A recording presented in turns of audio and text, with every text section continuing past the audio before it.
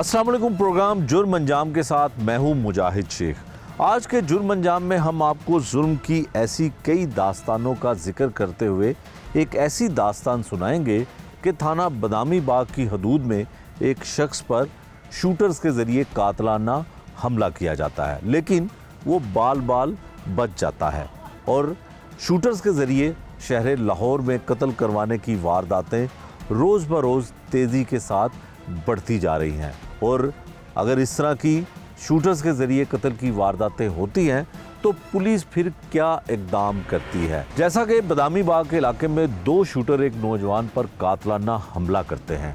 उसकी CCTV footage देखकर ये लगता है कि मौज़ाना तौर पर ये शख्स बच गया, लेकिन आने वाले शूटर्स उसको कत्ल ही करना चाहते थे। इस पे पुलिस ने क्या इक़दाम किए, पुलिस ने किस तरह से कानूनी चाराजोई करते हुए शूटर्स के खिलाफ पर्चा दर्ज किया, एफआईआर दर्ज की और मुल्ज़िमान क्यों नहीं पकड़े गए, ये सब कुछ आपको दिखाते हैं आज के इस प्रोग्राम में।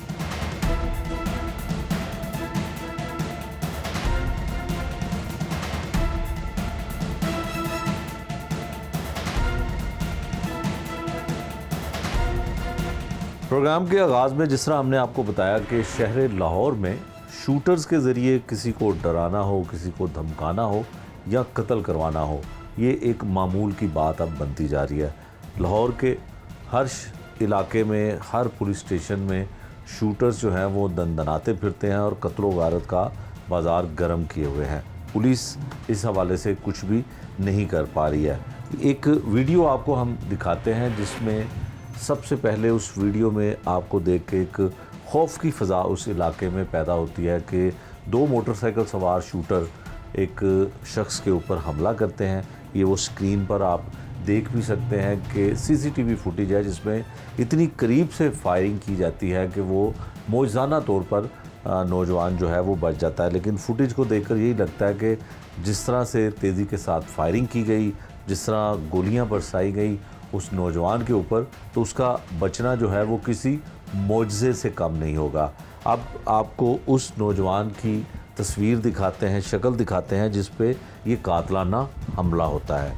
वाक़या क्या था, क्यों कत्ल करने की या गोलियां मारने की कोशिश की गई, इस नौजवान की ज़ुबानी सुनते हैं। लेकिन ये सीसीटीवी फुटेज इस बात का सबूत है कि कातलाना हमला कितना खौफनाक था और वाकई ही जो मारने वाले थे लोग वो इस नीयत से ही आए थे कातिल कि इसको कत्ल करके जाएं, लेकिन जिसको खुदा बचाना चाहे उसे कोई नहीं मार सकता। भाई आप अपना नाम बताओ और बताओ कि इस स्क्रीन पे जो हमने अभी वीडियो दिखाई है इसमें तो लगता है कि तुम बस मौज़ाना तौर पे बच गए। क्या हुआ, कौन थे ये लोग, क्यों कत्ल करना चाहते थे? बिस्मिल्लाहिर्रहमानिर्रहीम। अस्सलाम वालेकुम। मैं बदामी बाग दा रिहायशी हाँ, ठीक है। लिहाजा असर डींगा तो विकास भट्ट उर्फ लंबा भट्ट, ठीक है, ਇਹਨਾਂ ਨੂੰ ਭੇਜਿਆ ਗਿਆ ਮੈਨੂੰ ਕਤਲ ਕਰਨ ਵਾਸਤੇ। ਇਹਨਾਂ ਦਾ ਇਹ ਸ਼ੂਟਰ ਨੇ, ਇਹਨਾਂ ਦੇ ਉੱਤੇ ਪਹਿਲੇ ਵੀ ਕਾਫੀ ਮੁਕੱਦਮੇ ਨੇ, ਕੁਝ ਮਾਮਲਾ ਤੇ ਕੁਝ ਵਕੂਏ ਇਹਨਾਂ ਨੇ ਐਸੇ ਵੀ ਕੀਤੇ ਨੇ ਜਿਨ੍ਹਾਂ ਨੂੰ ਥਾਣੇ ਨਹੀਂ ਜਾਣ ਦਿੱਤਾ ਗਿਆ। ਇਹਨਾਂ ਦਾ ਬੋਸ ਹੈ, ਇਹਨਾਂ ਦਾ ਸਨਕ ਨਾਂ ਹੈ ਮਹਿਰ ਮਹਿਮੂਦ ਮੂਤੋ। ਅੱਛਾ ਭਾਈ ਇਹ ਦੱਸੋ ਕਿ ਤੁਸੀਂ ਇੱਕ ਜਗ੍ਹਾ ਤੇ ਬੈਠੇ ਹੋਏ ਹੋ ਜ਼ਮੀਨ ਤੇ ਤੇ ਤੁਹਾਡੇ ਤੇ ਹਮਲਾ ਹੁੰਦਾ, ਪਹਿਲੇ ਇਹ ਦੱਸੋ ਕਿ ਹੋਇਆ ਕੀ, ਕਿਸ ਤਰ੍ਹਾਂ ਵਾਕਿਆ ਕਿਸ ਤਰ੍ਹਾਂ ਹੁੰਦਾ ਹੈ, ਕਿੰਨੇ ਭੇਜਿਆ, ਕਿਸ ਤਰ੍ਹਾਂ ਹੋਇਆ, ਇਹ ਬਾਅਦ ਚੋਂ ਗੱਲ ਕਰਨੀ। ਸਰ ਮੈਂ ਘਰ ਸੁੱਤਾ ਸਾਂ, ਮੈਕਸਿਮਮ 1:24 ਤੇ ਮੈਨੂੰ ਕਾਲ ਆਉਂਦੀ ਹੈ ਲੰਬੇ ਭੱਟ ਦੇ ਵਿਕਾਸ ਭੱਟ ਦੇ ਫੋਨ ਤੋਂ, ਠੀਕ ਹੈ, 0324 ਵਾਲੇ ਨੰਬਰ ਤੋਂ। ਮੈਂ ਕਹਿੰਦਾ ਮੈਂ ਘਰ ਸੁੱਤਾ ਹਾਂ। ਕਹਿੰਦੇ ਯਾਰ ਕੰਮ ਹੈ ਬੜਾ ਜ਼ਰੂਰੀ ਤੇ ਤੂੰ ਜ਼ਰਾ ਬਾਹਰ ਆ, ਠੀਕ ਹੈ, ਕੰਮ ਹੈ ਬੜਾ ਜ਼ਰੂਰੀ। ਮੈਂ ਕਿਹਾ ਅੱਛਾ ਮੈਂ ਆ ਰਿਹਾ। ਮੈਂ ਬਾਹਰ ਗਲੀ 'ਚ ਜਾ ਕੇ ਖੜਾ ਹੋ ਜਾਂਦਾ। ਫਿਰ ਮੈਨੂੰ ਕੁਛ 1:35 ਤੇ ਫਿਰ ਕਾਲ ਆਉਂਦੀ ਦੁਬਾਰਾ, ਕਿੱਥੇ ਹੈ? ਮੈਂ ਕਿਹਾ ਮੈਂ ਦਰਵਾਜ਼ੇ 'ਚ ਖੜਾ ਹਾਂ। ਚੱਲ ਆ ਗਏ। ਆਉਂਦੇ ਨੇ, ਆ ਕੇ ਨਾ ਸਾਡੇ ਦੋਨੋਂ ਨਾ ਮੋਟਰਸਾਈਕਲ 'ਤੇ ਮੇਰੇ ਕੋਲ ਖੜੇ ਹੋ ਜਾਂਦੇ ਨੇ। ਮੈਂ ਇਹਨਾਂ ਨਾਲ ਸਲਾਮ ਦੁਆ ਲੈਣਾ ਤੇ ਮੈਂ ਇਹਨੂੰ ਪੁੱਛਣਾ ਤੇਰੀ ਅਸਲ ਜੁੱਤੀ ਕਿੱਥੇ ਹੈ? ਉਹ ਮੈਨੂੰ ਅੱਗੋਂ ਜਵਾਬ ਦਿੰਦਾ ਹੈ ਕਿ ਮੈਂ ਘੋੜਿਆਂ ਦੀ ਰੇਸ ਨਸਾ ਕੇ ਆਇਆ ਤੇ ਉੱਥੇ ਮੇਰੇ ਕੋਲ ਡਿੱਗ ਗਈ, ਠੀਕ ਹੈ। ਤੇ ਮੈਨੂੰ ਕਹਿੰਦੇ ਨੇ ਚਲਾ ਚਲੀਏ ਜ਼ਰਾ ਇੱਕ ਜਗ੍ਹਾ ਜਾਣਾ। ਮੈਂ ਕਿਹਾ ਯਾਰ ਮੈਂ ਨਹੀਂ ਜਾਣਾ, ਮੈਂ ਸੁੱਤਾ ਵੀ ਉੱਠ ਕੇ ਆਇਆ, ਮੈਨੂੰ ਕੰਮ ਦੱਸ ਕੀ ਹੈ ਮੇਰਾ ਕੰਮ। ਇਹ ਮੈਨੂੰ ਇਹੀ ਫੋਰਸ ਕਰਦੇ ਰਹੇ ਨੇ ਕਿ ਬੈਠ ਸਾਡੇ ਨਾਲ ਬੈਠ ਚਲੀਏ। ਹੁਣ ਅੱਲਾ ਬਿਹਤਰ ਜਾਣਦਾ ਹੈ ਇਹਨਾਂ ਨੇ ਅੱਗੇ ਜਾ ਕੇ ਮੇਰੇ ਨਾਲ ਕੀ ਮਾਮਲਾਤ ਕਰਨੇ ਸਨ ਜਾਂ ਬੈਠਣ ਲੱਗਿਆ ਮੇਰੇ ਨਾਲ ਕੀ ਮਾਮਲਾਤ ਕਰਨੇ ਸਨ, ਇਹ ਅੱਲਾ ਨੂੰ ਪਤਾ ਜਾਂ ਇਹਨਾਂ ਨੂੰ ਪਤਾ। ਮੈਂ ਇਹਨਾਂ ਨੇ ਜ਼ਿੱਦ ਕਰਨਾ, ਮੈਂ ਜਾ ਕੇ ਉਸ ਕੋਰਨਰ ਤੋਂ ਦੂਸਰੇ ਕੋਰਨਰ ਤੇ ਸਾਹਮਣੇ ਦੁਕਾਨ ਹੈ, ਉੱਥੇ ਸ਼ਟਰ ਦੇ ਨਾਲ ਬੰਨੀ ਦੇ ਉੱਤੇ ਬੈਠ ਜਾਂਦਾ ਵਾਂ। ਮੈਂ ਉੱਥੇ ਬੈਠਣਾ, ਮੈਨੂੰ ਆ ਕਾਫੀ ਦੇਰ ਤੱਕ ਫੋਰਸ ਕਰਦੇ ਰਹੇ ਨੇ ਕਿ ਚਲੀਏ। ਮੈਂ ਕਿਹਾ ਮੈਂ ਨਹੀਂ ਜਾਣਾ। ਜਦੋਂ ਉਹਨਾਂ ਨੇ ਦੇਖਿਆ ਉਹਨਾਂ ਨੇ ਅੜ ਗਿਆ ਨੇ ਨਹੀਂ ਜਾਣਾ, ਠੀਕ ਹੈ। ਉੱਥੇ ਇੱਕ ਲੜਕਾ ਗੁਜ਼ਰਦਾ ਹੈ ਕੋਰਨਰ ਤੋਂ ਨਾ, ਬਲਾਲ ਨਾਮ ਦਾ, ਉਹ ਮੈਨੂੰ ਸਲਾਮ ਕਰਦਾ, ਭਾਈ ਕੀ ਹਾਲ? ਮੈਂ ਕਿਹਾ ਠੀਕ। ਤੇ ਉਹ ਇਸ ਤਰ੍ਹਾਂ ਗਲੀ 'ਚ ਜਦੋਂ ਐਂਟਰ ਹੁੰਦਾ, ਇਹ ਪਿੱਛੋਂ ਮੈਨੂੰ ਨਾ ਮੇਰਾ ਧਿਆਨ ਉੱਧਰ ਨੂੰ ਕਰਨ ਵਾਸਤੇ, ਮੇਰਾ ਫੋਕਸ ਹਟਾਉਣ ਵਾਸਤੇ ਆਪਣੇ ਆਪ ਤੋਂ ਇਹ ਉੱਧਰ ਨੂੰ ਇਸ਼ਾਰਾ ਕਰਦਾ, ਮੈਰ ਜੀ ਕੀ ਹਾਲ ਨੇ, ਠੀਕ ਹੋ? ਮੇਰਾ ਮੂੰਹ ਸਰ ਹੋ ਜਾਂਦਾ ਉਸ ਤਰਫ। ਇਹਨੇ ਜੁੱਤੀ ਨਹੀਂ ਸੀ ਪਾਈ, ਨਾ ਹੀ ਮੈਨੂੰ ਇਹਦੇ ਪੈਰਾਂ ਦੀ ਆਵਾਜ਼ ਆਈ ਹੈ। ਇਹ 1 ਸੈਕਿੰਡ 'ਚ ਉਤਰ ਕੇ ਦੌੜ ਲਾ ਕੇ ਮੇਰੇ ਸਿਰ ਤੇ ਚੜ੍ਹਦਾ। ਜਨਾਬ ਮੈਨੂੰ ਉਦੋਂ ਹੀ ਪਤਾ ਚੱਲਦਾ ਜਦੋਂ ਪਹਿਲਾਂ ਇਹ ਟਿਕ ਕਰਦੀ ਆਵਾਜ਼ ਆਉਂਦੀ ਹੈ, ਇਹਨੇ ਫਾਇਰ ਚਲਾਇਆ, ਮੇਰੇ ਸਿਰ ਤੇ ਰੱਖ ਕੇ ਨਹੀਂ ਚੱਲਿਆ। ਮੈਨੂੰ ਟਿਕ ਕਰਦੀ ਆਵਾਜ਼ ਆਉਂਦੀ ਤਾਂ ਮੈਂ ਉੱਠਦਿਆਂ ਸਾਰਿਆਂ ਨੂੰ ਗਾਲ ਕਰਦੇ ਆ, ਉੱਠਦੇ ਆ ਸਾਰਿਆਂ ਨੂੰ। ਮੈਂ ਆਪਣੇ ਇਹਦੇ ਕੋਲ ਪਿਸਟਲ ਖੋਹਣ ਦੀ ਕਰਨਾ, ਉਹ ਪਹਿਲਾ ਫਾਇਰ ਜਦੋਂ ਚੱਲਦਾ ਨਾ ਮੈਂ ਧਿੱਕਾ ਦਿੰਦਾ ਤੇ ਮੈਂ ਦੌੜਨ ਲੱਗਦਾ। ਮੇਰੇ ਬਿਲਕੁਲ ਨਾਲ ਖੰਭਾ ਸੀ ਇੱਕ ਸੀਮਟ ਦਾ, ਉਹਦੇ ਨਾਲ ਜਨਾਬ ਮੇਰਾ ਗੋਡਾ ਵੱਜਦਾ। ਇਹ ਦੇਖੋ ਮੇਰਾ ਗੋਡਾ ਲੱਗਦਾ, ਉਹਦੇ ਨਾਲ ਅੱਲਾ ਤਰਫੋਂ ਮੈਂ ਮੂੰਹ ਪਰਨੇ ਅੱਗੇ ਨੂੰ ਜਾ ਪੈਣਾ, ਅੱਲਾ ਤਰਫੋਂ ਹੀ। ਉਹ ਹੋ ਸਕਦਾ ਅੱਲਾ ਪਾਕ ਨੇ ਬਚਾਣਾ ਹੈ, ਮਾਰਨ ਵਾਲੇ ਨਾਲ ਬਚਾਉਣ ਵਾਲਾ ਡਾਡਾ ਹੋ ਸਕਦਾ। ਡਿੱਗਣ ਦੀ ਵਜ੍ਹਾ ਤੋਂ ਮੇਰੀ ਕੁਝ ਬਚਤ ਹੋ ਗਈ ਹੋਏ, ਮੇਰੇ ਸਿਰ ਤੇ ਨਾ ਲੱਗਾ। ਉਹਨੇ ਮੈਕਸਿਮਮ 8 ਤੋਂ 10 ਫਾਇਰ ਚਲਾਏ ਨੇ। 8 ਤੋਂ 10 ਸਿੱਧੇ ਫਾਇਰ ਚਲਾਏ ਨੇ। ਵੀਡੀਓ 'ਚ ਬਿਲਕੁਲ ਵਾਜ਼ਿਆ ਦੇਖਿਆ ਜਾ ਸਕਦਾ। ਬਿਲਕੁਲ ਇਹ ਮੇਰੇ ਨਾਲ ਖੰਭੇ ਇੰਨੇ ਕੁ ਵੱਜਦੇ, ਇਹ ਮੇਰੇ ਖੰਭੇ ਦੇ ਨਾਲ ਵੱਜ ਰਹੇ ਨੇ। ਇਹ ਮੇਰੇ ਇੱਥੋਂ ਜਿਹੜੇ ਗੁਜ਼ਰੇ ਨੇ ਸਾਹਮਣੇ ਸ਼ਟਰ ਨਾਲ ਵੱਜ ਰਹੇ ਨੇ, ਦੀਵਾਰ ਨਾਲ ਵੱਜ ਰਹੇ ਨੇ, ਇੱਧਰ ਜਿਹੜਾ ਸ਼ਟਰ ਉਹਦੇ ਨਾਲ ਵੱਜ ਰਹੇ ਨੇ, ਠੀਕ ਹੈ। ਤੇ ਉਹਨੂੰ ਜਦੋਂ ਧਿੱਕਾ ਵੱਜਾ ਗਈ, ਸਮਝ ਲਓ ਥਰੀ ਟੈਪ ਸੀ, ਕਿਸੇ ਬਣੀ ਸੀ, ਉਹਦਾ ਪੈਰ ਉੱਥੋਂ ਸਲਿੱਪ ਹੁੰਦਾ ਗਿਆ ਤਾਂ ਮੈਨੂੰ ਫਾਇਰ ਦਿੰਦਾ ਹੀ ਗਿਆ, ਠੀਕ ਹੈ। ਉਹ ਡਿੱਗਦਿਆਂ ਵੱਜੇ ਨੇ ਤੇ ਉਹਦਾ ਇੱਕ ਵੀ ਫਾਇਰ ਮੈਨੂੰ ਨਹੀਂ ਲੱਗਾ। ਅੱਲਾਹ ਪਾਕ ਨੇ ਮੈਨੂੰ ਬਚਾਇਆ, ਠੀਕ ਹੈ। ਇਹ ਮੇਰਾ ਤਨਾਜ਼ਾ ਇਹਨਾਂ ਨਾਲ ਇਹ ਹੈਗਾ ਸੀ। ਅੱਛਾ, ਇਹਨਾਂ ਨੇ ਕਿਉਂ ਫਾਇਰ ਕੀਤਾ? ਕਿਸੇ ਨੂੰ ਕਿਉਂ ਗੋਲੀਆਂ ਕੋਈ ਮਾਰੇਗਾ? ਕੀ ਲੜਾਈ ਸੀ? ਜਨਾਬ ਇਹ ਮੈਰ ਮਹਿਮੂਦ ਉਰਫ ਮੂਦੋ, ਇਹ ਉਹਨਾਂ ਦੇ ਸ਼ੂਟਰ ਨੇ। ਇਹ ਰਹਿੰਦੇ ਵੀ ਉਹਦੇ ਕੋਲ ਨੇ, ਖਰਚਾ ਪਾਣੀ ਰੋਜ਼ਾਨਾ ਦਾ ਹਰ ਚੀਜ਼ ਉਹਨੇ ਦਿੱਤੀ ਹੈ। ਪਸਤੌਲ ਉਹ ਲੈ ਕੇ ਦਿੰਦਾ, ਮੋਟਰਸਾਈਕਲ ਉਹ ਲੈ ਕੇ ਦਿੰਦਾ। ਇੱਥੇ ਤੱਕ ਕਿ ਵਿਕਾਸ ਬੱਟ ਲੰਬਾ ਜਿਹੜਾ ਉਹ ਵਾਰਦਾਤ ਪਾਉਂਦਾ, ਇੱਥੋਂ ਦੁਬਈ ਚਲ ਜਾਂਦਾ। ਚਲੋ ਇਹ ਤੇ ਤੁਹਾਡੀ ਵੱਲੋਂ ਇਲਜ਼ਾਮ ਲੱਗ ਰਿਹਾ ਨਾ, ਲੇਕਿਨ ਇਹਨਾਂ ਨੂੰ ਤੁਹਾਡੇ ਤੇ ਗੁੱਸਾ ਕੀ ਹੈ? ਗੁੱਸਾ ਇਹਨਾਂ ਨੂੰ ਮੇਰੇ ਤੇ ਕੋਈ ਨਹੀਂ ਸੀ। ਮੈਨੂੰ ਪਤਾ ਹੈ, ਜਾਂ ਮੇਰੇ ਖੁਦਾ ਨੂੰ ਪਤਾ, ਜਾਂ ਇਹਨਾਂ ਨੂੰ ਪਤਾ, ਇਹਨਾਂ ਨੇ ਇਸ ਤਰ੍ਹਾਂ ਗੋਲੀਆਂ ਕਿਉਂ ਮਾਰੀਆਂ? ਜਨਾਬ ਮੈਂ ਦੱਸਣਾ, ਮੇਰਾ ਮੈਰ ਮਹਿਮੂਦ ਦੇ ਨਾਲ ਮੇਰਾ ਕੋਈ ਜਗ੍ਹਾ ਦੇ ਮਾਮਲਾ ਸਨ, ਲੈਣ ਦੇਣ ਦਾ ਮਾਮਲਾ ਸੀ, ਠੀਕ ਹੈ, ਜਿਹਦੇ ਵਿੱਚ ਸਾਡੀ ਥੋੜੀ ਤਲਕ ਕਲਾਮੀ ਵੀ ਹੁੰਦੀ ਹੈ। ਅੱਛਾ, ਠੀਕ ਹੈ। ਤਲਕ ਕਲਾਮੀ ਤੋਂ ਬਾਅਦ ਸਾਡੀ ਫਿਰ ਰਫਾ ਦਫਾ ਹੁੰਦੀ, ਉਹ ਮੰਨ ਜਾਂਦਾ ਮੈਂ ਤੈਨੂੰ ਦੇ ਦੇਣਾ, ਤੇਰੀ ਪੈਸੇ ਤੈਨੂੰ ਦੇ ਦਿਆਂਗਾ। ਪੈਸੇ ਲੈਣੇ ਸਨ? ਪੈਸੇ ਕਿੰਨੇ ਪੈਸੇ? ਸਾਡੀ ਜਗ੍ਹਾ ਸੀ, ਅੱਛਾ, ਅੱਧਾ ਮਰਲ। ਉਹਦੀ ਵਜ੍ਹਾ ਤੋਂ ਮੈਂ ਉਹਨੂੰ ਕਿਹਾ ਜਾਂ ਮੈਨੂੰ ਪੈਸੇ ਦੇ ਦੇ ਜਾਂ ਮੈਨੂੰ ਜਗ੍ਹਾ ਦੇ ਦੇ, ਠੀਕ ਹੈ। ਪਹਿਲੇ ਉਹਨੇ ਮੈਨੂੰ ਕੱਢੀਆਂ ਗਾਲਾਂ, ਮੈਂ ਵੀ ਉਹਨੂੰ ਬੋਲਿਆ। ਉਸ ਤੋਂ ਬਾਅਦ ਸਰਕਾਰ ਇਹਨਾਂ ਦੀ ਮੇਰੀ ਰਫਾ ਦਫਾ ਹੁੰਦੀ, ਇਹ ਮੰਨ ਜਾਂਦਾ, ਮੈਨੂੰ ਕਹਿੰਦਾ ਸਟਾਮ ਕਰਾ। ਖੈਰ ਪ੍ਰੋਸੀਜਰ ਥੋੜੇ ਦਿਨ ਚੱਲਿਆ, ਮੇਰੇ ਕੋਲ ਸਟਾਮ ਲੈ ਕੇ ਚਲਾ ਗਿਆ, ਭਾਜੀ ਮੈਂ ਸਟਾਮ ਕਰਾ ਲਿਆ ਤੇ ਸਾਈਨ ਕਰ ਦਿਓ। ਮੈਨੂੰ ਕਹਿੰਦਾ ਕਿ ਤੂੰ ਕੁਝ ਦਿਨ ਰੁਕ ਜਾ, ਹੋ ਸਕਦਾ ਮੈਂ ਤੈਨੂੰ ਪੈਸੇ ਦੇ ਦਿਆਂ। ਲੋ ਕੁਝ ਦਿਨਾਂ ਬਾਅਦ ਮੈਨੂੰ ਪੈਸੇ ਦੇਣ ਉਹਨੇ ਘੱਲ ਦਿੱਤੇ ਹਨ 2 ਜਣੇ। ਅੱਛਾ, ਫਿਰ ਇਹਦੇ ਬਾਅਦ ਜ਼ਾਹਿਰ ਹੈ ਤੁਹਾਡੇ ਤੇ ਕਾਤਲਾਨਾ ਹਮਲਾ ਹੋ ਗਿਆ, ਫਾਇਰਿੰਗ ਕੀਤੀ, ਤੁਸੀਂ ਬਚ ਗਏ ਮੌਜਜ਼ਾਨਾ ਤੌਰ ਤੇ, ਅੱਲਾ ਨੇ ਤੁਹਾਨੂੰ ਬਚਾ ਲਿਆ। ਫਿਰ FIR ਕਿਹਦੇ ਤੇ ਕਰਵਾਈ? FIR ਅਸਦ ਤੇ, ਵਿਕਾਸ ਬੱਟ ਤੇ ਮੈਰ ਮਹਿਮੂਦ ਦਾ ਮੈਂ ਵਾਜ਼ਿਆ ਤੌਰ ਤੇ ਵਿੱਚ ਕਿਹਾ ਗਿਆ। 10 ਵਾਰੀ ਮੈਂ ਦੱਸਿਆ ਕਿ ਸਰ ਇਹ ਮਾਮਲਾ ਸੀ, ਲੇਕਿਨ ਤੁਸੀਂ FIR ਤੇ ਦੇਖ ਲਓ ਨਾ ਮੈਰ ਮਹਿਮੂਦ ਦਾ ਵਿੱਚ ਜ਼ਰਾ ਜਿਹਾ ਵੀ ਉਹਨਾਂ ਨੇ ਨਹੀਂ ਪਾਇਆ। ਫਿਰ ਇਹ 440 ਬੰਦੀ ਮੇਰੇ ਉੱਤੇ ਕਾਤਲਾਨਾ ਹਮਲਾ ਹੋਇਆ ਹੈ, ਠੀਕ ਹੈ। ਇਹ ਕਾਤਲਾਨਾ ਹਮਲਾ 440 ਹਵਾਈ ਫਾਇਰਿੰਗ 'ਚ ਕੀਤਾ ਗਿਆ, ਕਨਵਰਟ ਉਲਟਾ ਮੈਨੂੰ ਹੀ ਪ੍ਰੈਸ਼ਰਾਈਜ਼ ਕੀਤਾ ਗਿਆ।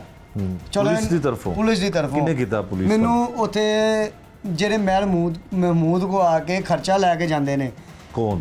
ਇਹ ਜਿਹੜੇ ਪੁਲਿਸ ਦੇ ਜਿਹੜੇ ਅਹਿਲਕਾਰ ਨੇ ਸਾਰੇ। ਨਹੀਂ, FIR ਤੇ SHO ਨੇ ਦੇਣੀ। SHO ਨੇ ਦੇਣੀ ਜਨਾਬ, ਜੋ ਉਹਨਾਂ ਨੂੰ ਥੱਲੇ ਵਾਲਿਆਂ ਨੇ ਕਹਿਣਾ ਉਹਨਾਂ ਨੇ ਉਹ ਮੰਨਣਾ। ਉਲਟਾ ਉੱਥੇ ਮੈਨੂੰ ਕਹਿ ਰਹੇ ਨੇ ਜਾ ਫੈਰ ਖਾ ਕੇ ਆਉਣ ਲੱਗਾ। ਮੈਂ ਉਹਨੂੰ ਫੈਰ ਮਾਰਨ ਆਏ ਨੇ, ਉਲਟਾ ਤੁਸੀਂ ਮੈਨੂੰ ਮਾਵਾਂ ਭੈਣਾਂ ਦੀਆਂ ਗਾਲਾਂ ਕਰਦੇ ਪਏ ਹੋ। ਉਹ ਕਿਸ ਮਤਲਬ ਕਰਦੇ ਪਏ ਹੋ? ਫਿਰ ਕੀ ਕਹਿੰਦੇ ਨੇ ਕਿ ਜ਼ਿੰਦਾ ਕਿਉਂ ਬਚ ਗਿਆ? ਤੂੰ ਫੈਰ ਖਾ ਕੇ ਨੱਸ ਕੇ ਤੁਸੀਂ ਥਾਣੇ ਆ ਜਾਂਦੇ ਹੋ, ਤੇ ਕਿੱਥੇ ਜਾਈਏ ਜਨਾਬ? ਕਿੱਥੇ ਜਾਈਏ ਸਾਨੂੰ ਦੱਸੋ? ਅਸੀਂ ਫੈਰ ਖਾ ਕੇ ਥਾਣੇ ਨਹੀਂ ਜਾਣਾ, ਕਿੱਥੇ ਜਾਈਏ? ਸਾਨੂੰ ਉਲਟੀਆਂ ਮਾਵਾਂ ਭੈਣਾਂ ਦੀਆਂ ਗਾਲਾਂ ਕਰਦੇ ਨੇ।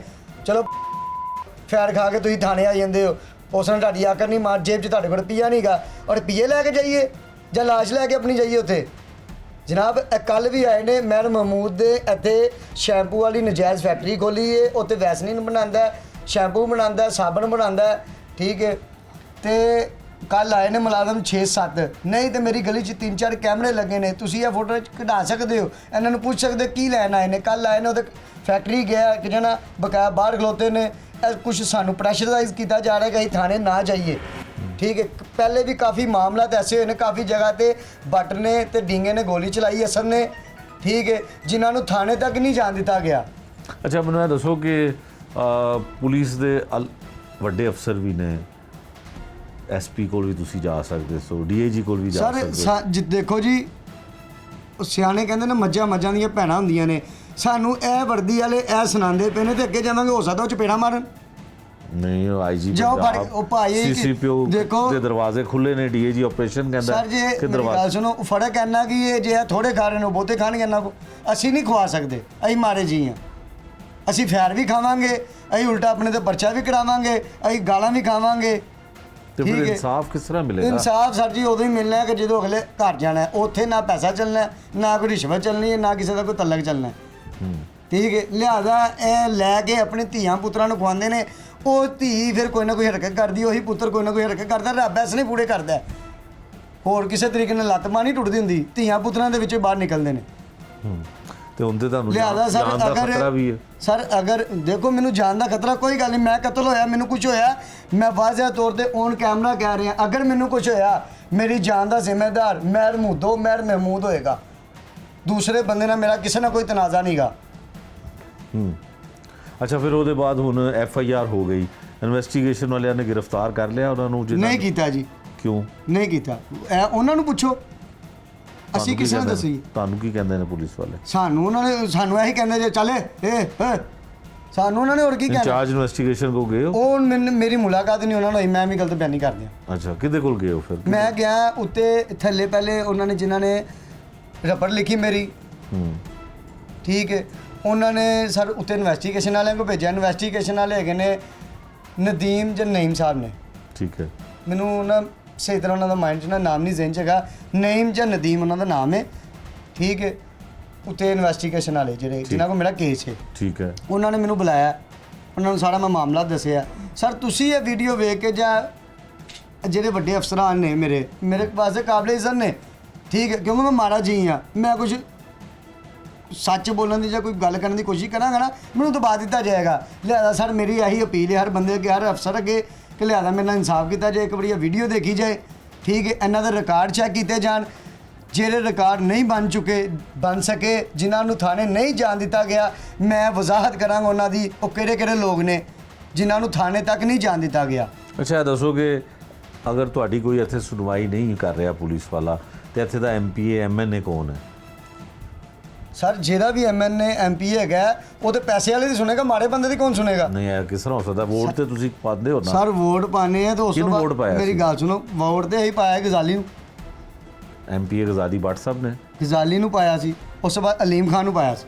ਤੇ ਫਿਰ ਗਜ਼ਾਲੀ ਭੱਟ ਸਾਹਿਬ ਕੋਲ ਜਾਓ, ਅਲੀਮ ਖਾਨ ਸਾਹਿਬ ਕੋਲ ਜਾਓ, ਤੁਹਾਡੀ ਪੁਲਿਸ ਨਹੀਂ ਸੁਣਦੀ। ਮੇਰੀ ਗੱਲ ਸੁਣੋ, ਇੱਥੇ ਥਾਣੇ ਦਾ ਜਿਹੜਾ ਬਾਹਰ ਖਲੋਤਾ ਹੁੰਦਾ ਹੈ, ਜਿੰਨੀ ਦੇਰ ਤੱਕ ਤੁਸੀਂ ਉਹਨੂੰ 200 ਨਹੀਂ ਦੇਣਾ, ਉਹਨੂੰ ਤੁਹਾਨੂੰ ਅੰਦਰ ਨਹੀਂ ਜਾਣ ਦੇਣਾ, ਉਹ ਤੇ ਫਿਰ ਵੱਡੇ ਘਰ ਨੇ, ਉਹਨਾਂ ਨੂੰ ਮਿਲਣ ਵਾਸਤੇ ਕਿੱਥੋਂ ਪੈਸੇ ਲਾਈਏ?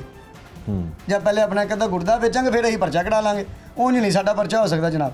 ਹੁਣ ਇਨਸਾਫ ਕਿਸ ਤਰ੍ਹਾਂ ਲਵੋਗੇ? ਇਨਸਾਫ ਹੁਣ ਇਹੀ ਹੈ, ਕਿਸੇ ਦੀ ਕੋਈ ਗੈਰਜ ਜਾਗ ਜਾਵੇ, ਕੋਈ ਅੱਲਾ ਦਾ ਨੇਕ ਬੰਦਾ, ਅੱਲਾ ਉਹਦੇ ਦਿਲ 'ਚ ਕੋਈ ਪਾ ਦੇਵੇ, ठीक है, वो साढ़े ना कोई हक की गल कर दे तो उसकी मेहरबानी भाई। ये वो नौजवान है जिसके बारे में मैंने आपको बताया कि वीडियो देख के तो यही लगता था कि ये मौजज़ाना तौर पे अल्लाह ने इसकी जान बचा ली, लेकिन इसकी दिल के जो जलन है, इसकी जो दिल के इसके अरमान है, वो आपने इसकी ज़ुबानी सुने। भाई तुसी अपना दसो, तुसी भाई दे की लगदे हो? मेरे चाचू का बेटा है। चाचू का बेटा है। इन्ना ज़्यादा मायूस है पुलिस कोलों भी और तमाम MP MNA कोलों भी की होया दसो ज़रा। देखो जी जनाब, MP MNA की गल अगर आई जाए तो असी एक दो दफ़ा कोशिश भी की थी, कोई होर मामला सन इलाके दे, अच्छा, तो उन्होंने तक सानू नहीं इजाजत मिली कि असी उन्होंने तक जा सकीए। अच्छा, असी एक दो दफ़ा गए हाँ, कोई गली के मामला सन, कोई सफाई के मामला सन, ठीक है, वो फिर असी आप ही महल्ले वाले ने रल मिल के ਜੋ ਵੀ ਤਰੀਕਾਕਾਰ ਪੈਸੇ ਪਾ ਕੇ ਗਟਰਾਂ ਦਾ ਮਸਲਾ ਹੈਗਾ ਸੀ, ਆਏ ਦਿਨ ਪਾਣੀ ਇੱਥੇ ਖੜਾ ਰਹਿ ਜਾਂਦਾ ਸੀ, ਤੇ ਫਿਰ ਗੱਡੀ ਵਾਲਿਆਂ ਨੂੰ ਬੁਲਾ ਕੇ ਸਾਰੇ ਮਹੱਲੇ ਵਾਲਿਆਂ ਨੂੰ ਥੋੜ੍ਹੇ ਪੈਸੇ ਪਾ ਕੇ ਤੇ ਅਸੀਂ ਕਰਵਾਇਆ ਸੀ। ਐਮਪੀ ਅਸੀਂ 2-3 ਵਾਰੀ ਗਏ ਸਾਂ, ਲੇਕਿਨ ਸਾਡੀ ਕਿਸੇ ਨੇ ਕੋਈ ਸੁਣਵਾਈ ਨਹੀਂ ਕੀਤੀ। ਉਹਨਾਂ ਦੇ ਥੱਲੇ ਵਾਲੇ ਅਮਲਾ ਮਿਲਦਾ ਸੀ, ਕੋਈ ਕਹਿ ਦਿੰਦਾ ਸੀ ਉਹ ਜਨਾਬ ਬਿਜ਼ੀ ਨੇ, ਉਹ ਇਸ ਟਾਈਮ ਮੀਟਿੰਗ 'ਚ ਹੈਗੇ ਨੇ, ਕੋਈ ਕਦੀ ਕਿਤੇ ਜਦੋਂ ਗਏ ਵੋਟ ਲੈਣਾ ਸੀ ਉਦੋਂ ਆਉਂਦੇ ਸਨ ਇੱਥੇ? ਉਦੋਂ ਤਾਂ ਜਨਾਬ ਇਸ ਤਰ੍ਹਾਂ ਕਿ ਮੈਂ ਕਹਿੰਦਾ ਕਿ ਉਹਨਾਂ ਨੂੰ ਕਹਿ ਦਈਏ ਤਾਂ ਕਹਿੰਦੇ ਨੇ ਕਿ ਸਾਡੇ ਵਾਸਤੇ ਹੈ ਹੀ ਤੁਸੀਂ ਉਹ ਸਾਰਾ ਕੁਝ। ਤੇ ਹੁਣ ਤੁਹਾਨੂੰ ਜ਼ਰੂਰਤ ਪਈ ਹੈ, ਸਾਨੂੰ ਜ਼ਰੂਰਤ ਪਈ ਹੈ, ਸਾਡੀ ਕਿਸੇ ਨੇ ਕੋਈ ਸੁਣਵਾਈ ਨਹੀਂ ਕੀਤੀ। ਕਈ ਨਹੀਂ ਸੁਣੀ ਤੇ ਕਿਸੇ ਸੀਨੀਅਰ ਅਫਸਰ ਕੋਲ ਨਹੀਂ ਗਏ? ਨਹੀਂ, ਸੀਨੀਅਰ ਅਫਸਰ ਕੋਲ ਅਸੀਂ ਨਹੀਂ ਗਏ, ਅਸੀਂ ਇੱਥੇ ਬਦਾਮਬਾਗ ਥਾਣੇ ਗਏ ਆ, ਐਸਐਚਓ ਸਾਹਿਬ ਕੋਲ ਮਿਲੇ ਆ ਜਾ ਕੇ, ਉਹਨਾਂ ਨੂੰ ਜਾ ਕੇ ਸਾਰਾ ਵਾਕਿਆ ਦੱਸਿਆ ਹੈ।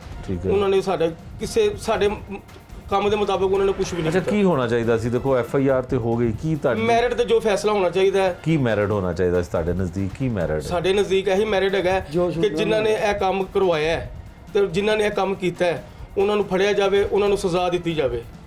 ਕੋਈ ਢੇਰ ਨਹੀਂ ਕੀਤੀ ਇਹਨਾਂ ਨੇ, ਕਿਸੇ ਵੱਲ ਕੋਈ ਰੇਡ ਨਹੀਂ ਗਈ, ਨਾ ਪੁਲਿਸ ਨੇ ਹਲੇ ਤੱਕ ਕਿਸੇ ਨੂੰ ਗ੍ਰਿਫਤਾਰ ਕੀਤਾ ਹੈ, ਨਾ ਹੀ ਕਿਸੇ ਦੇ ਕਿਸੇ ਦੇ ਘਰ ਜਾ ਕੇ ਕਿਸੇ ਨੂੰ ਸਾਨੂੰ ਕੋਈ ਝੂਠੀ ਤਸੱਲੀ ਦੇਣਾ ਤੇ ਕਿ ਲੋ ਜੀ ਅਸੀਂ ਗਏ ਆ, ਉਹ ਨਸ ਗਏ ਨੇ, ਘਰ ਨਹੀਂ ਗਏ, ਕਿਤੇ ਵੀ ਨੇ, ਜਿਸ ਤਰ੍ਹਾਂ ਵੀ ਇਸ ਤਰ੍ਹਾਂ ਦਾ ਕੋਈ ਮਾਮਲਾ ਨਹੀਂ ਹੋਇਆ। ਤੁਸੀਂ ਚਚਾਜ਼ਾਦ ਭਾਈ ਹੋ, ਤੁਸੀਂ ਇਹ ਦੱਸੋ ਕਿ ਇਹਨਾਂ ਦਾ ਕੀ ਤਨਾਜ਼ਾ ਹੈ, ਕੀ ਵਜ੍ਹਾ ਇਹਨਾਂ ਦੀ ਲੜਾਈ ਤਨਾਜ਼ਾ ਇਹਨਾਂ ਦਾ ਪੈਸਿਆਂ ਦਾ ਮਾਮਲਾ ਸੀ। ਅੱਛਾ, ਠੀਕ, ਉਹ ਥੋੜੇ ਦਿਨ ਪਹਿਲੇ ਵੀ ਇਹਨਾਂ ਦੀ ਗੱਲਬਾਤ ਹੋਈ ਸੀ ਤੇ ਇਹਨਾਂ ਨੇ ਕਿਹਾ ਸੀ ਐਸਾ ਕੁਝ ਦੋਸਤ ਵਿੱਚ ਪੈ ਕੇ ਕੋਈ ਜਿਹੜੇ ਮੁਤਬਰ ਬੰਦੇ ਨੇ ਉਹਨਾਂ ਨੇ ਪੈ ਕੇ ਇਹਨਾਂ ਦੀ ਗੱਲ ਨੂੰ ਰਫਾ ਦਫਾ ਕਰਵਾਇਆ। ਉਹਨਾਂ ਕਿਹਾ ਠੀਕ ਹੈ ਜੀ, ਮੈਂ ਤੁਹਾਨੂੰ ਸਟਾਂਪ ਕਰ ਦਿੰਦਾ, ਮੈਂ ਤੁਹਾਨੂੰ ਪੈਸੇ ਜਿਹੜੇ ਤੁਹਾਡੇ ਨੇ ਉਹ ਮੈਂ ਤੁਹਾਨੂੰ ਦੇ ਦੇਵਾਂਗਾ। ਠੀਕ ਹੈ, ਠੀਕ, ਉਹ ਸਟਾਂਪ ਕਰਨ ਦੇ ਬਾਵਜੂਦ ਇਹਨਾਂ ਦੀ ਕੋਈ ਉਸ ਤੋਂ ਬਾਅਦ ਪੈਸੇ ਨਾ ਮਿਲਣ ਦੇ ਬਾਵਜੂਦ ਇਹ ਬਾਰ ਪੁੱਛਦੇ ਸੀ ਉਹਨਾਂ ਨੂੰ, ਜਿਹੜਾ ਵਕਤ ਦਿੰਦੇ ਸਾਨੂੰ ਕਿ ਪੈਸੇ ਸਾਨੂੰ ਦਿੱਤੇ ਜਾਣ। ਉਹ ਪੈਸਿਆਂ ਦਾ ਅੱਜ ਕਹਿਤਾ ਜੀ ਮੈਂ ਤੁਹਾਨੂੰ ਹਫਤੇ ਵਾਲੇ ਦਿਨ ਪੈਸੇ ਦੇ ਦਾਂਗਾ, ਹਫਤੇ ਵਾਲੇ ਦਿਨ ਅਗਰ ਕਾਲ ਕੀਤੀ ਹੈ ਜੀ ਇੱਕ ਅੱਧਾ ਦਿਨ ਕੱਢੋ, ਉਹ ਇਸ ਤਰ੍ਹਾਂ ਇੱਕ ਅੱਧਾ ਦਿਨ ਫੇਰ ਕੱਢ ਕੇ ਕਾਲ ਕੀਤੀ ਹੈ। ਉਹ ਇਸ ਤੋਂ ਇਹਨਾਂ ਦੀ ਤਲਖਲਾਮੀ ਹੋਈ।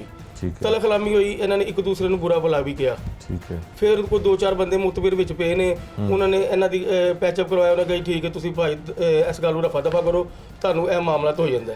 ਠੀਕ ਹੈ। ਉਸ ਦੌਰਾਨ ਮੈਨੂੰ ਕਿੰਨੇ ਪੈਸਿਆਂ ਦਾ ਲੈਣ ਦੇਣ ਹੈਗਾ ਸੀ? ਪੈਸਿਆਂ ਦਾ ਲੈਣ ਦੇਣ ਜੀ ਉਹ ਜਗ੍ਹਾ ਦਾ ਰੇਟ ਲੱਗ ਕੇ ਹੀ ਵੇ।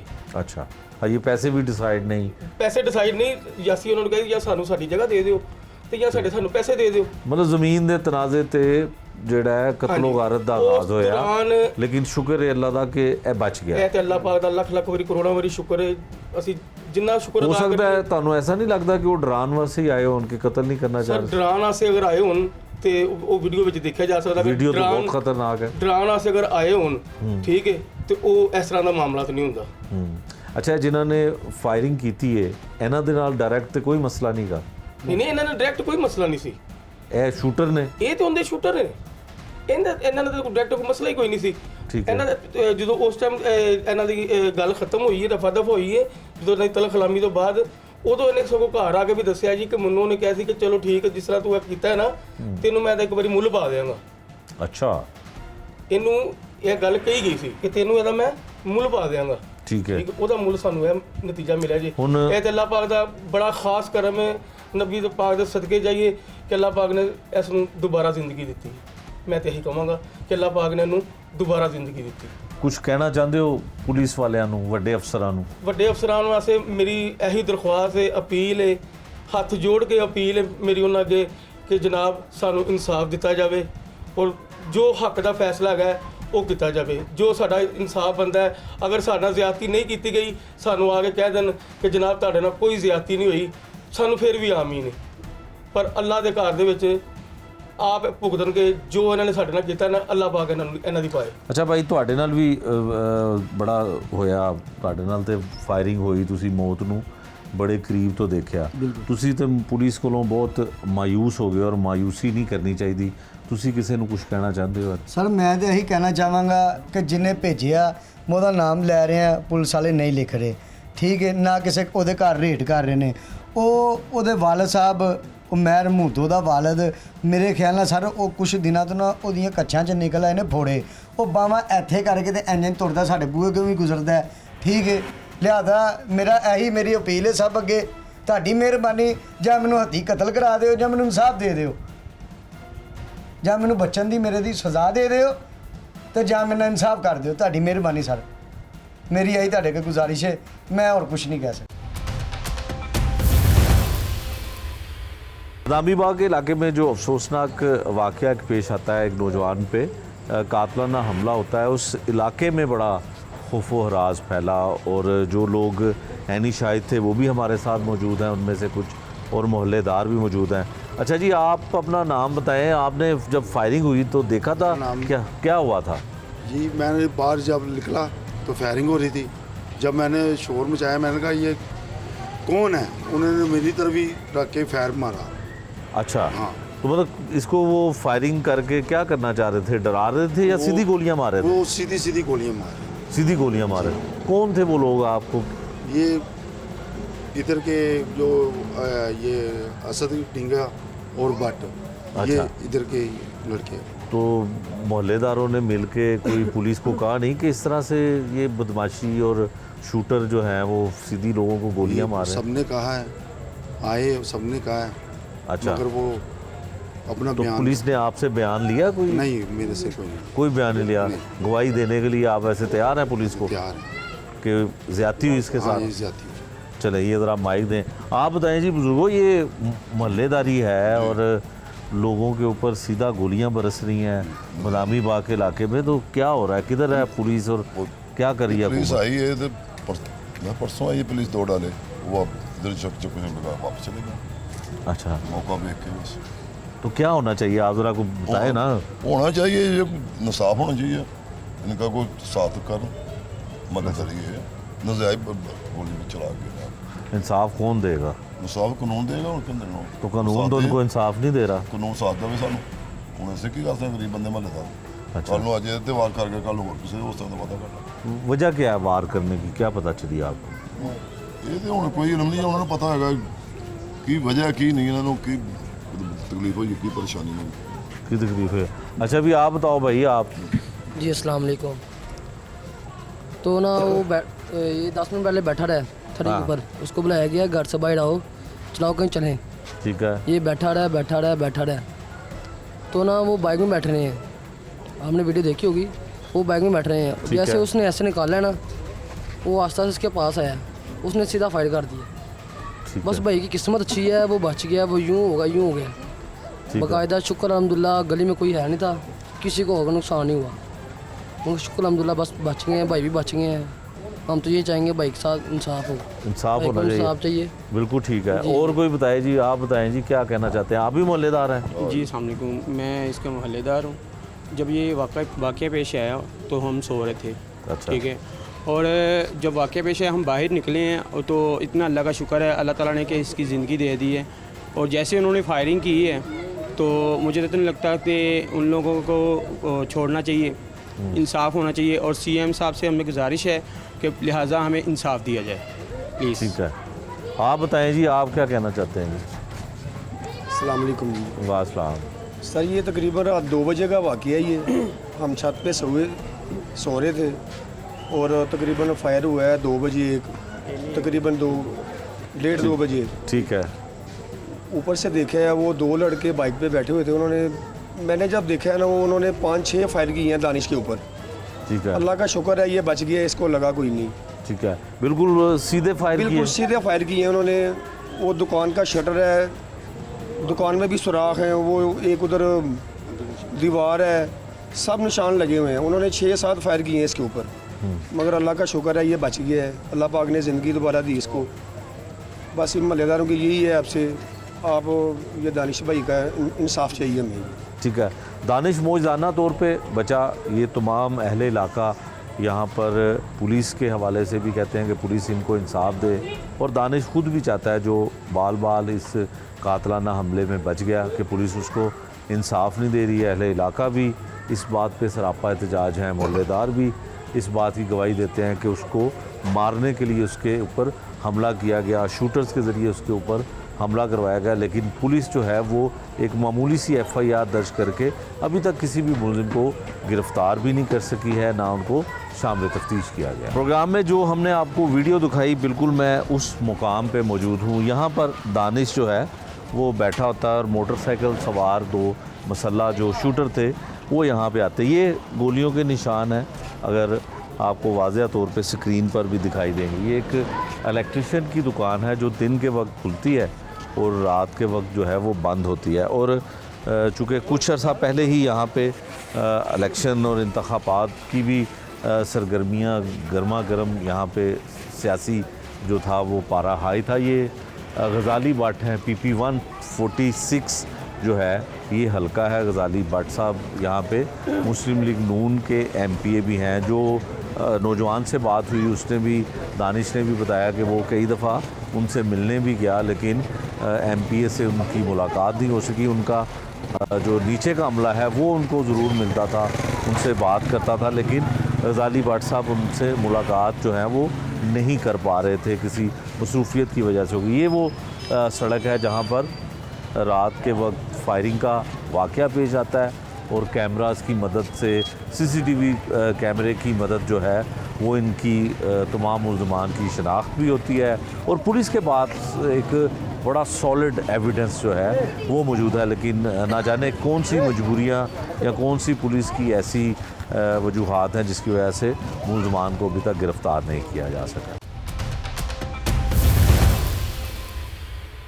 जब अपने मकासद को पूरा करने के लिए लोग शूटर्स का इस्तेमाल करते हैं तो फिर कानून जो है किस तरह से हरकत में आता है और कानूनी तौर पे क्या पुलिस इक़दामात करती है, ये पुलिस की ज़ुबानी सुनते हैं।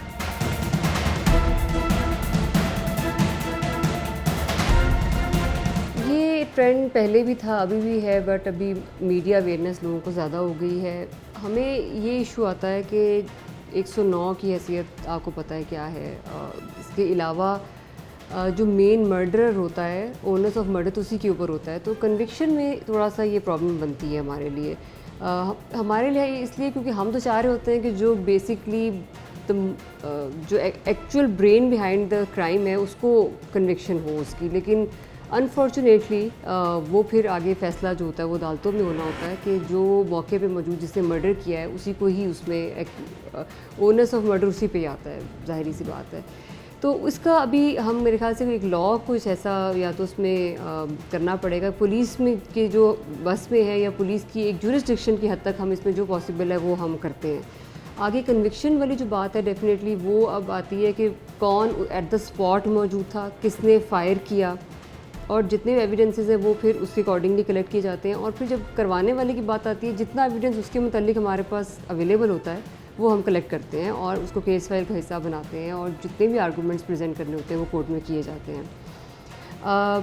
प्रिवेंशन कहना चाहिए, अगर हम उसकी थोड़ी सी बात करें तो ये ज़रूर है कि जितने भी ऐसे लोग हैं जिनको ये लगता है कि उनकी कोई दुश्मनी है या कोई उनको थ्रेट हो सकती है, they need to be little bit more careful, क्योंकि अपनी एहतियात भी बड़ी ज़रूरी होती है, वो ज़रूर करें। क्योंकि अब ये जो सामने आके जो एक शूट करना, वो तो एक शूटर का जो इस्तेमाल हो रहा है, उसमें बेहतर है कि थोड़ा सा जिन लोगों को भी ऐसा लगता है कि उनकी कोई दुश्मनी है या उनको किसी से कोई थ्रेट है, तो वो अपनी एहतियाती तदाबीर इख्तियार करें, जिसमें may be they should not travel alone या जो पॉसिबल हो सके एक वो करना चाहिए। बाकी पुलिस की जो सर्वेलेंस है, पुलिस की जो एक क्राइम प्रिवेंशन, वो चाहे क्राइम अगेंस्ट पर्सन हो या क्राइम अगेंस्ट प्रॉपर्टी हो, वो इंशाल्लाह जारी रहेगी एज़ ऑलवेज़। सो पुलिस की हर तरह की हेल्प जो लीगली है वो हम प्रोवाइड करेंगे। कम है ये वाले जो शूटर्स से कराने वाले केसेस, वैसे तो कम है, बिकॉज़ अल्टीमेटली पता तो लग जाता है कि किसने हायर किया और किसने कराया।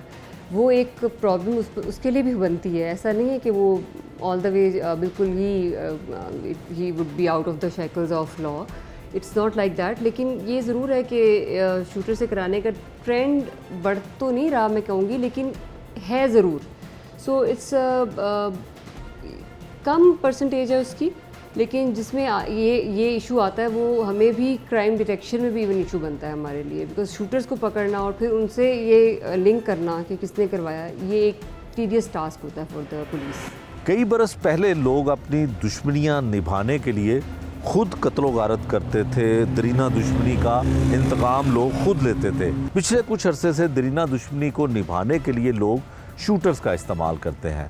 पहले वाक़यात किस तरह से होते थे, किस तरह से दरीना दुश्मनी को निभाया जाता था, और अब शूटर्स के ज़रिए किस तरह से लोग अपनी दुश्मनी की आग को ठंडा करते हैं, ये सीनियर क्राइम रिपोर्टर की ज़ुबानी जानते हैं। देखिए जी, एक बात तो बड़ी बिल्कुल वाज़ेह है कि उजरती कातिल का रुझान जो है ना, वो दौलत की वजह से पैदा हुआ है। जो शख्स अफोर्ड कर सकता है वो 2 काम करता है। पहला काम तो ये करता है कि वो क्यों खुद कत्ल करे, इतनी बॉदरेशन क्यों करे, पिस्टल हाथ में थामे जाए। आजकल CCTV फुटेज 1 मिनट में बन जाती है, हर जगह अवेलेबल है, एक उसके डॉक्यूमेंट बन जाता है। वो कोशिश ये करते हैं कि उजरती कातिल को पैसे दें। जब से ये 9/11 हुआ ना अमेरिका का,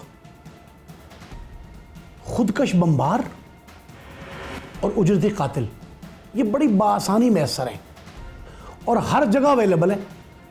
2 सूबों में खासकर, उनकी क्वालिटी भी 2 में है लेकिन उनके मसाइल भी हैं, एक खैबर में एक बलूचिस्तान में। यहाँ से शूटर बहुत मिलता है। खैबर के वो मर्ज डिस्ट्रिक्ट जो अफ़गान सरहद से मुत्तसिल हैं, एडजस्टेंट टू बॉर्डर जो हैं, वहाँ से जो 5 लाख 10 लाख उजरती कातिल लेता था अब 20 से 25 हज़ार में मिलता है एक। जो खुदकश बमबार 20 से 25 लाख लेता था वो 1 से 1.5 लाख में मिल जाता है।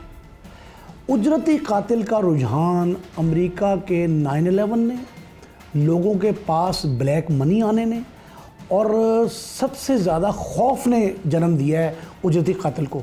जो बंदों को पकड़े जाने का खौफ है ना कि हम पकड़े जाएंगे, वो कहते हैं कि आसान तरीका ये है कि नई मुसवा को आप 5,000 रुपये दें और ये जाके गोली को ख़रीद के दे दें, एक पिस्टल ख़रीद के दे दें। ये पिस्टल भले फेंक आएगा, 5-10 हज़ार का पिस्टल गया, 5,000 से नकद दिए, 2,000 की गोलियाँ लेके दी और 2-4 हज़ार खर्चा कर दिया मोटरसाइकिल का, गाड़ी का, और ये जाके बंदा माराएगा। पर्पज़ अपना सर्व कर लिया। लेकिन जुल्फ़िकार अली भुट्टो साबिक़ प्राइम मिनिस्टर पाकिस्तान पीपल्स पार्टी के बानी थे मरहूम, उनके अलावा किसी शख्स को मैंने आज तक 109 में अबेटमेंट में इहानत जुर्म में सज़ा होती नहीं देखा। वो क्यों नहीं कि ये मुद्दई ने साबित करना है कि फ़लाँ जगह पे साजिश तैयार हुई, फ़लाँ शख्स ने जो है तैयार की, फ़लाँ वक्त में मैं देख रहा था। जुमला कहना है आई विटनेस अकाउंट, कि आई विटनेस अकाउंट होगा तब ये साबित होगा कि ये इश्तराक अमल है। एक इहानत जुर्म साबित तब होता है। दूसरा ये है कि लोगों ने एक आसान रास्ता और तलाश कर लिया है कि वो एलिबाई, अपना डिफेंस बना लेते हैं कि कत्ल हो रहा है, कोई फ़र्ज़ करे बलाज कत्ल हुआ, बलाज के कत्ल में इसने इल्ज़ाम लगा दिया कि फ़लाँ फ़लाँ ने फ़लाँ ने किया। जो फ़लाँ फ़लाँ हैं उन्होंने ये कहा कि जनाब ये साबित होता है हम इस वक्त तो फ़लाँ अदालत में थे, एक कहता है मैं तो जनाब जेल में कैद था, एक कहता है मैं पुलिस के पास गिरफ़्तार था, ज़ेर हिरासत था, एक कहता है जनाब मैं तो फ़लाँ कारोबारी शख्सियत बड़ी है, मैं वहाँ बैठा हुआ था। उन्होंने कहा मैं चीफ मिनिस्टर हाउस में था, मेरी एलिबाई। अब उजरती कातिल के लिए आप उजरती कातिल आपने ढूंढ लिया, आपने उसे अपना पर्पस सर्व करा लिया और उसके बाद जो है फिर आपने अपना डिफेंस तलाश कर लिया कि जनाब मैं तो इस वक्त मौजूद नहीं था। 109 तो आप पर साबित नहीं होनी। 109 के लिए उसकी ज़ाब्ता फ़ौजदारी में तारीफ़ ये है कि आप ये कहें कि मैंने कानों से सुना, आँखों से देखा कि नई मुसवा ये कह रहा था कि फ़लाँ शख्स को जाके मार दो, मैं तुम्हें दे दूँगा। इसका एक पहलू तो ये है। दूसरा ये है जो सिंध से शुरू हुआ, वो है सिपारी पकड़ने का। वो सिपारी क्या है? सिपारी ये है कि आपने किसी शख्स की जान लेने के लिए, उस पर हमला करने के लिए, बाज़ वक़्त बच भी जाते हैं ना बंदे, 10-10 गोली लगती बच जाता है, उस पर हमले के लिए एडवांस रकम वसूल कर ली। ये कराची का है। कराची में जब लिसानी तंजीम ने कत्ल वारतगरी शुरू की, बोरीबंद लाशें मिलती थी तो सिपारी करते थे वो, उन्हें सिपारी दे दिए। और सिपारी किस हद तक दी? शेख साहब बड़ी अजीब सी बात है, सिपारी तो दी बंदों को, और एक खौफ की सिपारी है। क्या कि एक बंदे ने मुझे ये बताई बात, एक सेक्टर इंचार्ज था, उसने कहा कि हमारे कायद ने, हमारे सरबराह ने पार्टी के मुझे ये कहा कि 4 दिन बाद आज के मैं फ़लाँ शख्स के रस्म कुल में शिरकत करना चाहता हूँ। इसके माने क्या है कि कल तुम उसे मारो, परसों उसका जनाजा हो और चौथे दिन मैं रस्म कुल में जाऊँ। इस तरह की सिपारी भी आती रही। बाज़ जगहों पे उजरती कातिल पैसे लेके, बाज़ जगहों पे सियासी मसलियत की खातिर, बाज़ जगह प्रेशर के तहत और बाज़ जगह इंतकाम के तहत भी है। लेकिन ये पंजाब और सिंध में है।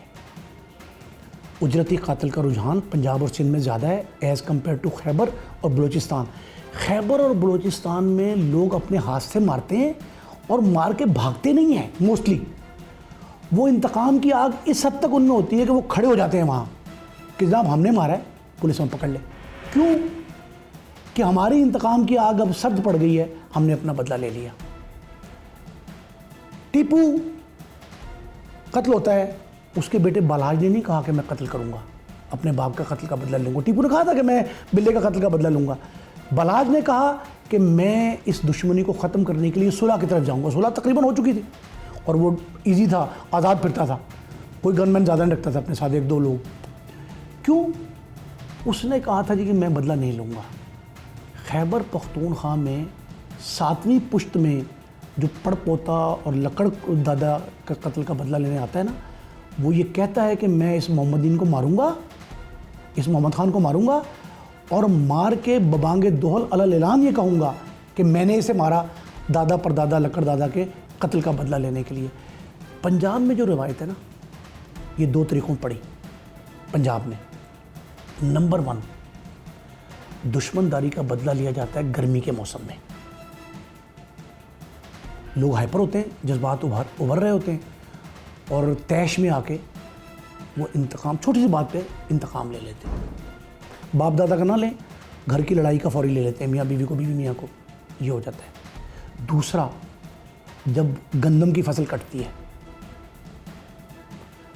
दुश्मनदारी, उजरती कत्ल और मामूली से तकरार पे कत्ल, मुखालफत के कत्ल, मुखासमत के कत्ल, ये ज़्यादातर होते हैं प्लान्ड कत्ल होते हैं। ये जब काश्तकारी पे आते हैं ना किसान और उनको रकम आने की, आमदन की उम्मीद होती है। इस दफ़ा तो खैर नहीं होंगे कत्ल ज़्यादा, देख लीजिएगा, क्योंकि गंदम का बहरान है, गंदम महंगी नहीं बिकी, 3700-3800 की बोरी, 4000 की बोरी 2600 बिक रही थी। तो अब शायद कत्ल हो जाए, कम हो जाए। लेकिन जैसे ही उनको इनकम मिलती है ना काश्तकार को, तो 2 काम करता है। जो ये फैसला कर ले, इंतकाम तो उसने सोचा हुआ है 6 साल पहले, 5 साल पहले, 2 महीने पहले, 4 महीने पहले। जब उसके पास इनकम आती है तो वो कहता है कि मैंने पुलिस को भी देने, इवन नंबर छोटे इलाके में नंबरदार को भी देने, वकील को भी देने, जिसे सिफारिश करानी है उसको भी, जो माफिया है उसको भी देने, टाउट माफिया जो। तो वो ये करते हैं कि इंतज़ार करते हैं कि दौलत आ जाए, गंदम बिकेगी, फसल बिकेगी उसकी, उसको सरकारी रेट पे मिले या प्राइवेट रेट पे मिले, वो बेच के पैसे लेगा और फिर वो उजरती कातिल को देगा। फिर वो वकील के लिए बंदोबस्त करेगा, पुलिस की मुट्ठी गर्म करेगा, ज़मानत कबल गिरफ्तारी कराने के लिए 6-7 जगहों में पैसे देने आप, वो सारे अरेंज करके कत्ल करता है। लेकिन अब दुश्मनी का कत्ल, सियासत का कत्ल, सियासी कत्ल जो इंतकाम का है, इंतकाम का जज्बा और आखिर में उजरती कातिल, ये सारे के सारे कोइंसाइड हो गए हैं, मरबूत हो गए हैं दौलत के साथ, सियासी ताल्लुकात, सिफारिश, दबाव के साथ। बाज़ बंदे ऐसे भी हैं जो महज कत्ल करते हैं ये दिखाने के लिए कि मेरी सियासी जमात का सरबराह, मेरा जो लीडर है, वो किसी तरीके पे कोई बड़ा, मेरा थानेदारी, मेरी पंचायत मान लेगा कि जनाब मैंने बड़ा अहम काम किया है और मेरे नंबर बन जाएंगे। वो नंबर बनाने के चक्कर में भी कत्ल कर रहे हैं। लेकिन जो आपने बात की ना उजरती कातिल, वो उजरती कातिल जो बंदा अफोर्ड कर सकता है, वो कहता है कि मुझे क्या तकलीफ़ पड़ी है मौत के मुंह में जाने की। आसान तरीन रास्ता है, 2, 4, 5, 10 हज़ार जितने भी लगते हैं, पहले महंगे थे, अब ये वाहिद चीज़ें सस्ती हो रही है। हर चीज़ महंगाई के साथ महंगी होती है, ये सस्ता हुआ। कैसे सस्ता हुआ? उजरती कातिल जो है उसका रेट ही कम हो गया, उसका रेट वो है नहीं जो पहले था। अब खुदकश बम्बार भी सस्ता मिलता है, उजरती कातिल भी सस्ता मिलता है। तो लोगों में ये रुझान परवान चढ़ गया है। लेकिन ये एक पूरा साइंटिफिक सिस्टम है और इसमें 1, 2, 4 लोग नहीं, इसमें दर्जनों लोग ऐसे होते हैं जो इन्वॉल्व होते हैं, उजरती कत्ल करके पता नहीं लगने देते। और वो तो अबटमेंट जो आपने कहा ना, एहानत जुर्म, वो तो साबित होती ही नहीं है, ना कभी हुई है ना हो सकती है। ये इतना मुश्किल मरहला है, ये कैसे साबित करेंगे? हाँ, एक काम हो सकता है कि आप धौंस धांधली कर लें, जिसका नाम 109 में आ गया है, उस पर ऐसे ट्राई किए जाए। लेकिन जब आपने उसको कोइंसाइड करना है, उसको मिलाना है, उसके ताने बाने जोड़ने हैं, उसके ताने बाने जोड़ने तो कितने मुश्किल होंगे, वो तो पॉसिबल ही नहीं है कि आप उसको कर लें। तो इसलिए उजरती कत्ल का रुझान जो है वो थोड़ा सा बढ़ गया है, इजाफा हो गया है। लेकिन जूँ दौलत में कमी आएगी तो ये रुझान भी कम हो जाएगा और लोग, जिन लोगों के ख़िलाफ़ कोई कार्रवाई होना बामरे मजबूरी, बहुत मुश्किल से अगर हो भी जाती है ना कार्रवाई किसी की, तो मेरा ख्याल है अदालतों में 1, 2, 3 माह में वो रिहा हो जाता है। आज के प्रोग्राम में हमने आपको दिखाया कि किस तरह से शहर लाहौर में लोग शूटर्स के ज़रिए अपने इंतकाम की आग को ठंडा करते हैं, किस तरह से शूटर्स को हायर किया जाता है, किस तरह से चंद रुपयों की खातिर शूटर अपने टारगेट को अचीव करते हैं। ये था आज का जुर्म अंजाम। नए प्रोग्राम तक के लिए मुझे दीजिए इजाज़त। अल्लाह निगहबान।